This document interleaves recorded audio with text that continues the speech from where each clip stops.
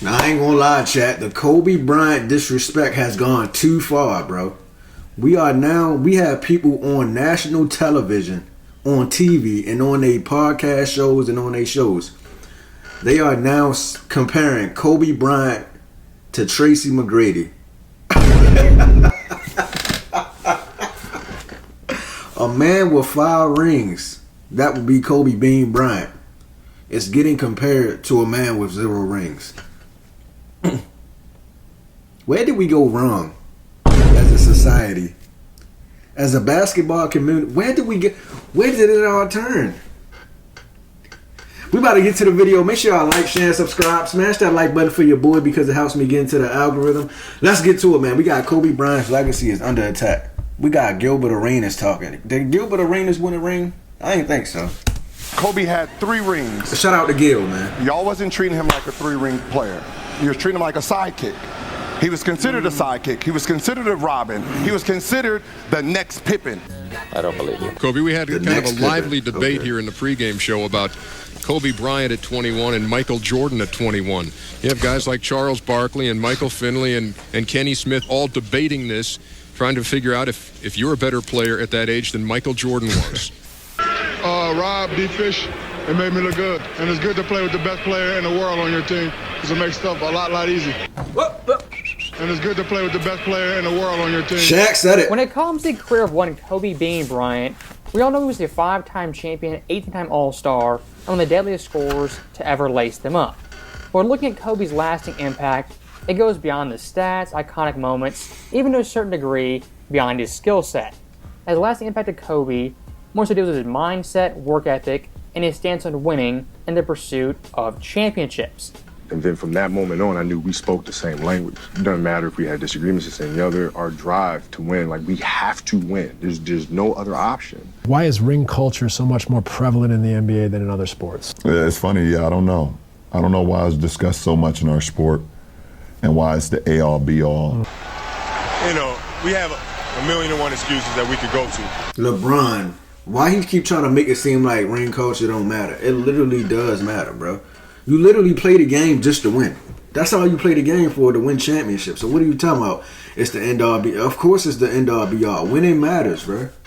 Winning definitely do matter. You trying to make it seem like, oh, winning don't matter. I see what you doing, Brian. You know you ain't getting them 6 rings like Jordan. He trying to change.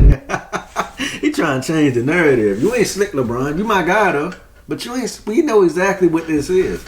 Shout out to LeBron though, bro. But winning do matter. The matter is, we're not going to make any. You know, our season has been derailed all season with just like injuries and guys in and out. And, you know, I talked about it all year. How much harder will you work in this offseason now to get back to the championship? I'll push myself to exhaustion. And it's just basketball. 2 different It's just mindsets, man. basketball. It's just For an NBA basketball. superstar to be a cutthroat winner, a win-at-all-cost player, that is a lost art, especially in today's NBA. As looking at the culture of basketball nowadays, what's all about is stats, your brand, and your individual accolades. Now, looking at Kobe's actual career, one thing that's being rewritten on the fly is his time in the early 2000s alongside Shaquille O'Neal. Y'all wasn't treating him like a 3-ring player. You was treating him like a sidekick. He was considered a sidekick. He was considered a Robin. He was considered the next Pippen. He's lying. But I ain't never seen a 21-year-old guy. You 22 now? Yes. Play as well as you playing right now. Kobe Bryant had his best game of the finals with 36 points in Game 3. Averaging 27, He's 23, 5, and already a 4. superstar, and now on the verge of winning his 3rd NBA Whatever, championship. bro. I see his work ethic every day. He's very humble, and he has everything. There's nothing that kid can't do. Kobe came alive in Game 3 after playing a subservient role in Games 1 and 2. His numbers for the final terrific across the board. His complete game on full display. In 2002, with 3 rings, we were still comparing T-Mac. Who was better in the league? You couldn't convince the NBA down the middle who was better. So, stopping that right there, some pretty asinine points that under scrutiny really don't hold up. As looking at the McGrady versus Kobe debate, this conversation in the 2000s was a legit debate. That's not entirely false. But the debate what it centered around was who was the better overall player, more skilled, more talented basketball player. What this debate was not about was who is the greater overall player, as Kobe since day one was indeed just that. It's like Duncan versus Garnett. Timmy in 03, the far greater player. Hold on, time out. Wasn't Tracy McGrady getting bounced out the first round? He couldn't make it out the first round, so how was he even getting compared to Kobe Bryant? He kept getting bounced out the first round year after year. And then the only season they made it out the first round is when he didn't play. How was this even? How was this? I wasn't watching basketball in the early 2000s because I was born in 2002. Because I'm a 2002 baby. How was this even a topic of discussion? Y'all gotta let me know in the comments what's up, man. Because this is ridiculous. Time champion and two-time MVP. Garnett, 0 championships, 0 MVPs, and as a player was great, but wasn't as great as Tim Duncan. Was he better than Timmy? You can make that case. Greater? Absolutely not. Replace me with Kobe with Shaq. I don't win a championship. You don't think I could carry the Lakers to a championship? Oh, man. I never had the opportunity. You sure about that? I felt like if I was put in that position to win a championship, I damn sure would show up and do what I do in the playoffs. It's off to McGrady, picked up by Lynch. All right, let's see you show up, Tracy. Turnover. Game over. What would you say you do here? Here's how you got rid of Q. Y'all were up 3-1 one time, and you thought y'all had it. You was up 3-1 in the first round. All right, man. Hey, can't find that. Oh, no. Can't find. What I'm talking about when you went against Detroit. Yeah. The Pistons survive. That's Ben Wallace. Elimination game.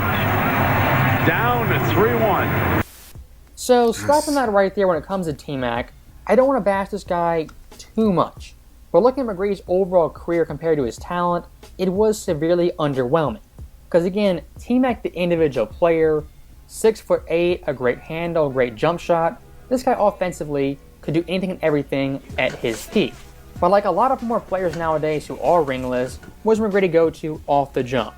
You know, I never had help, my teammates weren't that great, woulda, coulda, shoulda, if, this, that, XYZ hypothetical. Boo-hoo! Let me play a sad song for you on the world's smallest violin.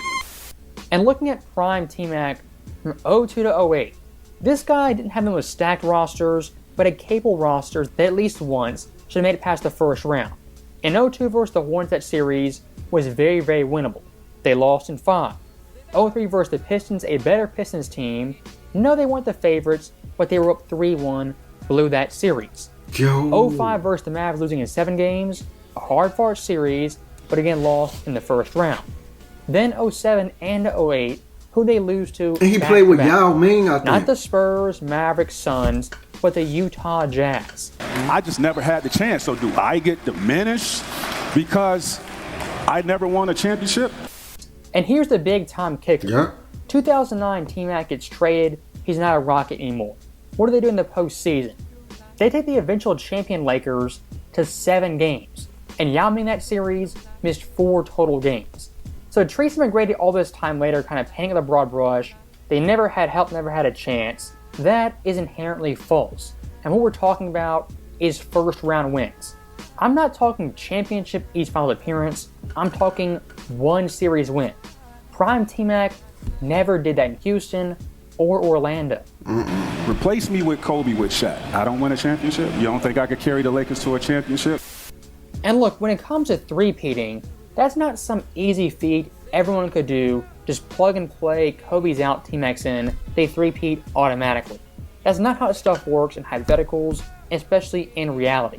And looking at those championship runs, even in 2000, Shaq at the peak of his powers, in shape playing defense. Even that year's championship run was a tough title run down to the wire. Look at Game 4 in Indy. Shaq fouls out, the series is 2-1, LA's up, but Indy has all the momentum, can tie it 2-2.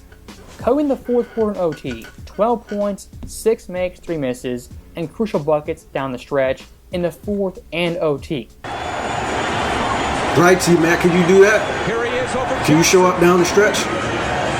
Shaw, running one-hander, followed in by Kobe Bryant. And here's one more point I do want to make.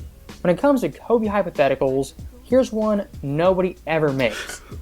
How many players in league history got Pau Gasol as their second best player, make 3 finals, and go back-to-back in the Western Conference? Why that hypothetical isn't asked nearly as much is the answer to that question is much more complicated. The number of players who could do that is damn near 1. Kobe had 3 rings. Y'all wasn't treating him like a 3-ring player. You was treating him like a sidekick. He was considered a sidekick. He was considered a Robin. He was considered the next Pippen. What? Is that true, chat? I don't know. What are you talking about, man? I love nowadays how NBA analysts, NBA quote-unquote experts, can just say things put out of their ass and is taken as gospel the truth, and nobody pushes back, not even once. As saying Kobe in the early 2000s was viewed as Pippen and not Jordan, that's completely asinine and not true. You can look at commentators, coaches, even Kobe's own teammates, and the comparison is always MJ, never Pippen. He ain't lying. And look, in a general sense, saying someone's a Pippen, not a massive insult because Scottie was a great player in his own right. But looking at that three-peat Kobe was not a Pippen in every single championship run. As looking at 2000, is the only one out of the bunch who can argue he was indeed a Robin and a clear-cut number 2 to Shaq's 1. But besides that, if you want to look for a Pippen-esque championship run, 01 and 02 are not the runs to look at. As Kobe in 01, absolutely phenomenal, superstar stuff, and borderline best player in the NBA type. Like, look, he averaged 29, 7, and 6, and y'all sitting up here calling him Robin. Like, that don't even make sense. The man averaging damn near 30. Shaq probably averaged like 1 or 2 points more. That's it. Like, come on now, bro. At scoring-wise, 29.4 points a game, 7.3 boards, 6.1 dimes, on 47% shooting, being 30 defensive win shares, and 10th in defensive rating. For that Lakers team in 01, debatably, they're the 2 best players in the league, in Kobe and Shaq, with AI being a close third. And looking at Kobe's scoring ability, in the West Semis and West Finals, the Lakers' leading scorer at 33 and 35 points per game respectively. In Sky's entire career, not once did he outscore MJ in a playoff series, and only once cracked 25 points per game. Kobe in this run did that multiple times and outscored Shaq in 2 out of the 4 series. Now, looking at 2002 in pursuit of a three-peat, Kobe's overall numbers did not scream Scottie Pippen, as in this run, 27 points, 6 boards, 5 dimes, on 43% shooting. He was considered the next Pippen. You sit on a throne of lies. Look, the bottom line's pretty simple. Pippen in his own right was a great player. Was he the player Kobe was in 2002, 2001? Absolutely not. As Kobe's overall offensive ceiling was much higher, and defensively was second team twice and first team once. Now, one last thing I do want to hit on is Gilbert Arenas being a quote-unquote Kobe fan.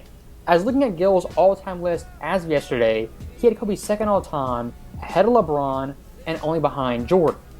The 3 greatest players are the following: Jordan, Kobe, LeBron, in that order. Cap. See, that's... Stop making... Nigga, you know my goddamn order. Jordan, LeBron, Kobe. Once LeBron James is solidified, you are the GOAT, Jordan swindles. That's why niggas is like, yo, why nobody talk about Kobe being the great? Because he got surpassed already. Yep. There's no point in talking about number 3. It's only 1 and 2 now. The reason that I feel LeBron is the GOAT is because during pressure times, he still makes the actual right decision. You know, Jordan's my GOAT, right? You know, just like, you know, most of everybody. Why he flip-flopping? LeBron James is second, Kobe's third. So when discussing Gilbert's all-time list, honestly, I don't really care. Make your list however you like. But here's my big-time problem. Gilbert's list always changes based on who he's talking to and who he's debating. I've seen over and over again, he'll say LeBron's the best, LeBron's top 2, then all of a sudden Kobe surpasses him based on really nothing. At the end of the day, here's what's happening. Gil's take on Kobe recently got him tons of backlash. So what does he do to offset that? He says, you know, I don't hate Kobe. He's in my top 2 all time. And for the past month, past year, that's never been the case. What you have with Gilbert Arenas is a snake oil salesman's opinion fluctuates with the wind and is popular in the moment. This month, Kobe's top 2 all time, that's popular. In 5 months, LeBron James, him being top 1, that'll be popular. Gil's list will change. Here's all I ask. When it comes to Kobe's career, Kobe's ranking, get your story straight. Was he Pippen? Was he not Pippen? Did he value championships? Did he not value championships? Is he second all time? Is he third, fourth, or fifth? At some point, make up your mind, have a take, and stand on it for longer than 2 weeks at a time. As always, thank you guys for watching. Hope you enjoyed it. I'll see you next time. The Kobe disrespect is crazy, man. Gilbert Arenas keep flip-flop. I don't even know why we take Gil's a little serious anyway. But anyway, we about to get out of here. Make sure y'all like, share, and subscribe. And I'm out of here, man.